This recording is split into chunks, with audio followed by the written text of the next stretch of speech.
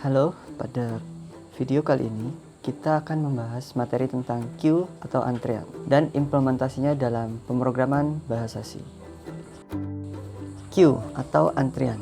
Dalam struktur data, queue atau antrean merupakan suatu konsep pengumpulan data di mana elemennya dimasukkan pada suatu ujung atau ujung ini disebut dengan tail. Nah, elemen untuk mengambil atau menghapus data akan dilakukan pada ujung lainnya atau ini disebut dengan head. Contoh implementasi dari queue dalam kehidupan sehari-hari yaitu adalah antrian pada suatu bank. Dalam suatu bank, kita akan mengambil suatu karcis yang berisikan dengan nomor antrian. Nah, nomor antrian ini akan dipanggil oleh petugas bank ketika antrian kita sudah masuk dalam queue. Urutan dari queue ini adalah dari angka terkecil ke terbesar, yaitu di mana angka terkecil berarti head dan angka yang paling besar adalah tail. Untuk implementasi dalam pemrograman, kita akan bahas dalam bahasa C. Baik, sekarang ke contoh programnya. Kita lihat di sini ada suatu contoh antrian di mana terdapat inputan yaitu sekumpulan data 61243771536. Kemudian ada suatu proses.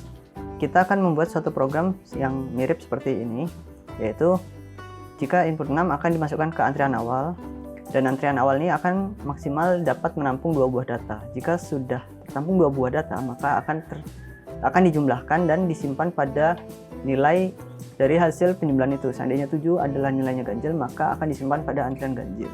Begitu pula seterusnya.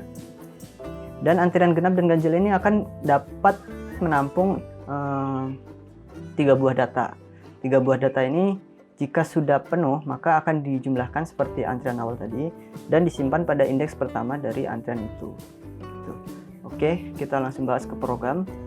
Pada program ini kita akan menggunakan bahasa C sehingga kita perlu mengimport library dari bahasa C itu sendiri, yaitu stdio.h. Kemudian ada pendeklarasian global dari max awal dan max data, yaitu masing-masing 2 dan 3.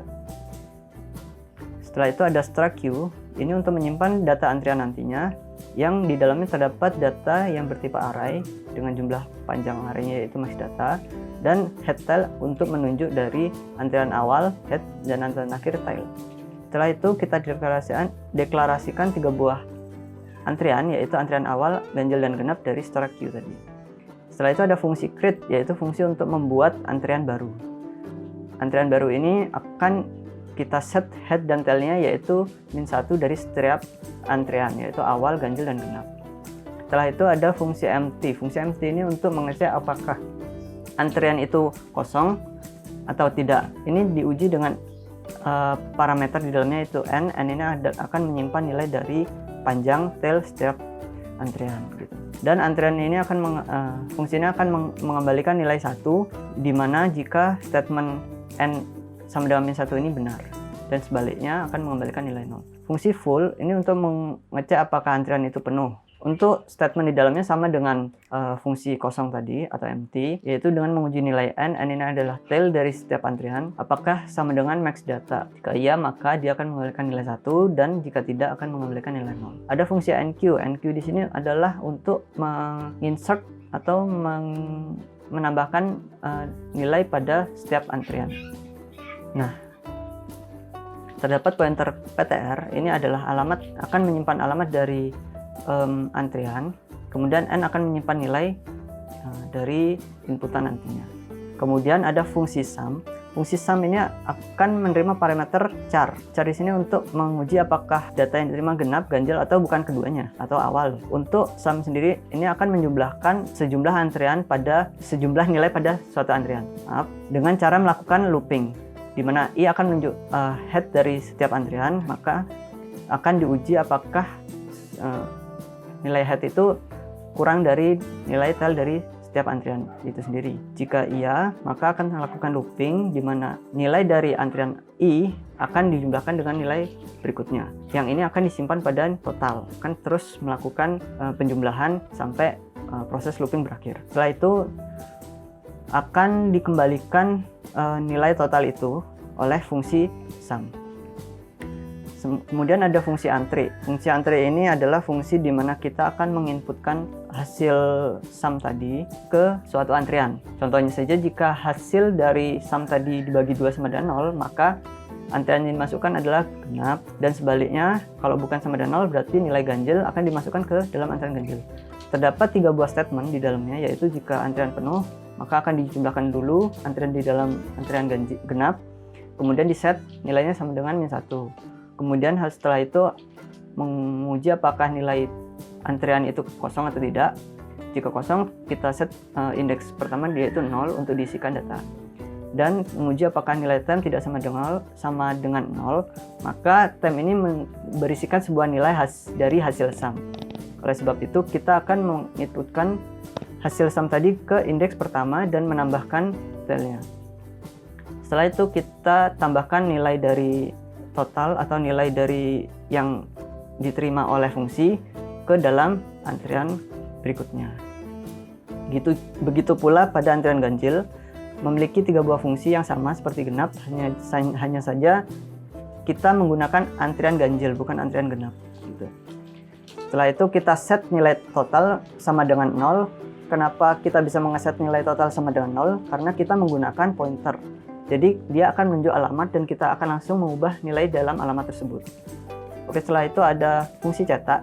Ini untuk mengeprint dari hasil data di dalam setiap antrian. Kemudian N ini akan mengirim nilai ke dalam input. Input ini akan mencetak nilai yang sedang diproses pada saat itu.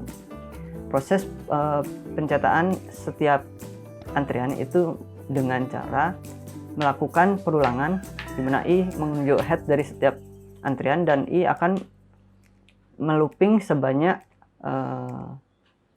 kurang dari antrian tail dari setiap antrian. Gitu. Kemudian akan mencetak data di dalam antrian dengan menunjuk indeksnya yaitu I. Kemudian ada mencetak koma dengan statement jika I plus 1 itu masih kurang dari tail, maka akan dicetak koma ini. Setelah itu ada fungsi main, fungsi utama untuk dieksekusi. Terdapat nilai, ini akan menyimpan urutan nilai untuk dimasukkan ke dalam sebuah antrian. Kemudian ada indeks, ini akan menyimpan jumlah dari array tersebut, nilai yang ada di dalam array. Kemudian ada N, ini akan menunjuk indeks dari nilai. Jika N masih kurang sama indeks, maka akan ada perulangan di sini ya. Kemudian ada total, ini akan menyimpan nilai dari hasil penjumlahan antrian awal. Kemudian terdapat pemanggilan fungsi create untuk membuat antrian yaitu awal, genap, dan ganjil. Kemudian perulangan, terdapat statement jika antrian awal itu penuh maka kita set tailnya sama dengan 1. Kemudian apabila statement kedua yaitu apabila antriannya kosong maka kita set indeksnya mulai dari 0 gitu. Untuk dimasukkan data nantinya yaitu ini, kita masukkan data, kemudian kita tambah nilai tail. Masukkan data ini secara otomatis ya. Jadi kita akan menggunakan indeks N untuk memasukkan data mulai dari 0 sampai ke akhir array tersebut. Kita masukkan, habis itu kita tambahkan nilai tailnya. Setelah itu ada pengujian setelah nilai tail ditambahkan. Apakah nilai tail setelah ditambahkan itu sama dengan max data, max awal? Jika iya, kita jumlahkan dan kita masukkan ke dalam bilangan seandainya kita jumlahkan 8 dan 1 sama dengan 9 itu ganjil, maka kita masukkan ke antrian ganjil. Kemudian kita cetak dan mengirim nilai N sebagai nilai yang sedang saat ini kita uji. Kemudian ada increment dari nilai variabel N. Nah, kita coba jalankan program dengan indeks data yaitu 2, 3, 7, 1, dan 0. Oke.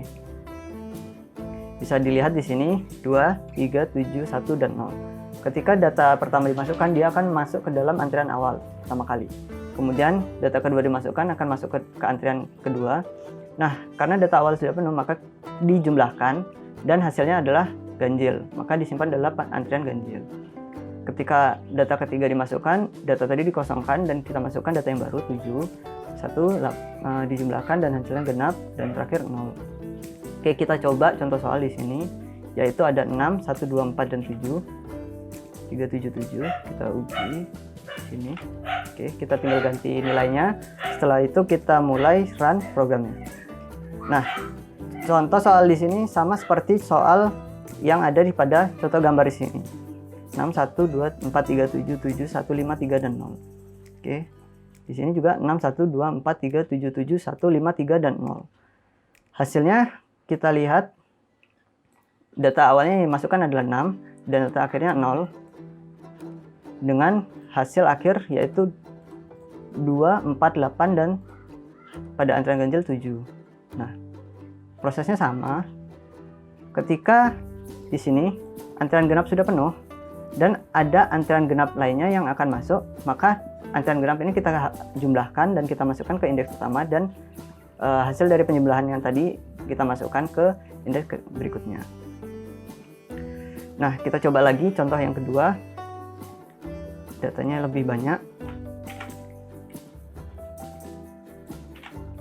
Oke, hasilnya seperti ini.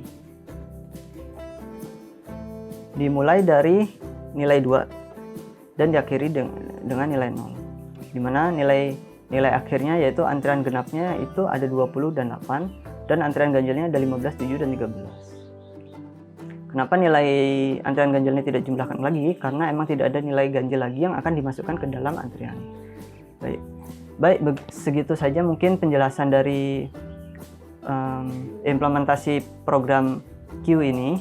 Apabila ada salah mungkin dimaafkan, karena mungkin penjelasan materi dari saya ini masih kurang. Saya Firman, akhir kata, sekian dan terima kasih.